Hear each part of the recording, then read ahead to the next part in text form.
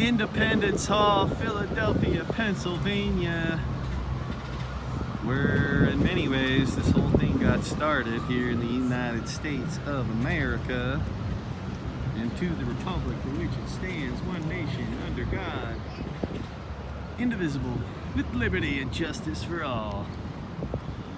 Well, at least that was the intention, and you know what? I know it hasn't been a perfect ride, the American experience, and it hasn't been fair to all per se.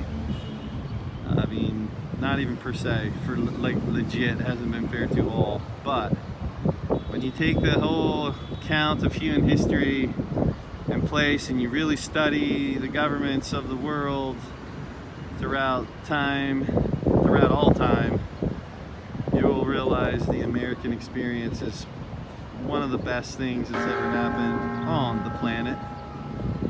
Let the bell toll. I'm grateful to be born into this country. I think any American who's born here has to, agree on many levels. What the founding fathers of this country did was pretty epic, and it's easy to look back at people from different time periods and use our current evolutionary morals, I suppose, and place them upon people in the past. And it's easy to do that, but I don't think it's the most fair. I don't think it's the most fair thing to do.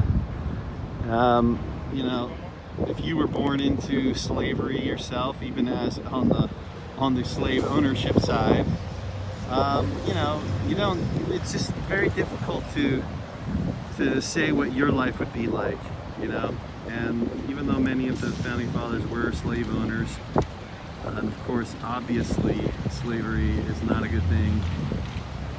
I think in many ways, these guys push the pendulum forward in terms of, freedom for all mankind, whether they even knew it or not. So,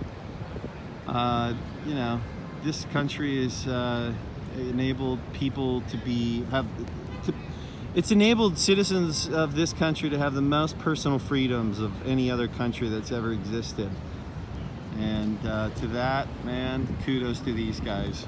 And we still have a long ways to go, but they got the ball rolling in 1776 when they signed that Declaration of Independence and the Constitution, which followed, in the creation of this country as a free and sovereign land to be run by the people that live here, and not by a foreign magistrate of people who live across an ocean, and that the wealth of this country stays with the people of this country. And that should be the model for every country. Now, in many ways, all the goodness and virtues of that have been eroded away throughout time. But you know what? I think there's a lot of people waking up and are trying to pull it back. So, future grandchildren, future generations. It's 2019. And in many ways, we've never been freer. Now, with that said, there has been a push to change that by some people. But you know what? I think in many ways that resistance, that the attacks on our freedom are here to only make us stronger, and to make us the free peoples of the world. If need be, fight to preserve their own personal freedoms and the freedoms of their brothers and sisters, which that surround them. So I look at Independence Hall truly as a miracle in many ways. What took place in Independence Hall, and the times of the Revolutionary War of the United States, as honestly, really something quite divine that took place on this planet, especially when you consider the time period. So, Independence Hall, Philadelphia. I was future grandkids, man. I grew up not too far from here, and this was a really cool spot to be to grow up near and to see. And I'll just give a little span. In that building right there, we have the Liberty Bell. You know, and this city, Philadelphia, was once the capital before Washington, D.C.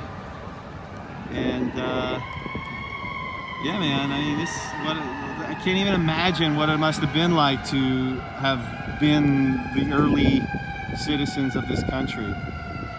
And the country that we have and the freedoms we enjoy and the wealth that we have in this country are built upon the backs of the initial people who came here. Now, I understand too that, you know, it took the removal of indigenous peoples for this to happen, and of course it's a travesty. But again, it's like one of those things, like trying to go back and, you know, obviously we see the error of our ways in the present day in 2019. But it was a survival of the fittest kind of world back then. And not to say it isn't now, but we are evolving as a species, and that is changing, and we're seeing the errors of our ways, and we're seeing better ways of doing things, and we're gonna get there. We're all walking each other home. You know, we can find forgiveness for the past and create a better world for everybody, for all the peoples of this land here in the United States and all throughout the world, really.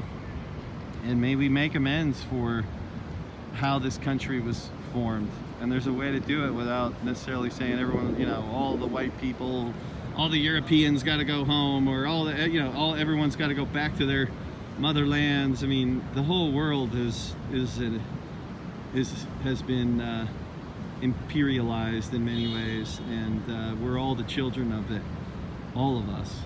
So let us live together in peace, love, and harmony.